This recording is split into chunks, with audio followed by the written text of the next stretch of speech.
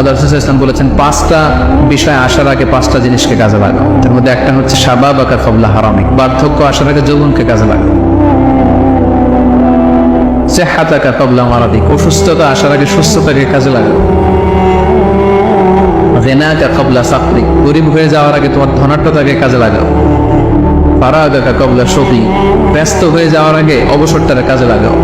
হায়াতাকা ক্বাবলা মাউতিক, মৃত্যু আসার আগে জীবনটারে কাজে লাগাও।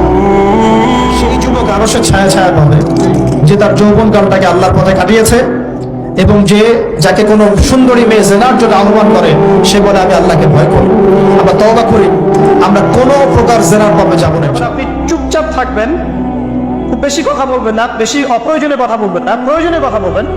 আল্লাহর পক্ষ থেকে আপনার কলমের উপরে ইলম আসবে, ইলমে লাদুন্নি আল্লাহর পক্ষ থেকে আসবে। ইনশাআল্লাহ দেখবেন ঠান্ডা কথা চিন্তা করলে সুন্দর গোছানো চিন্তা করা যায় না, এলোমেলো হবে না চিন্তা তখন।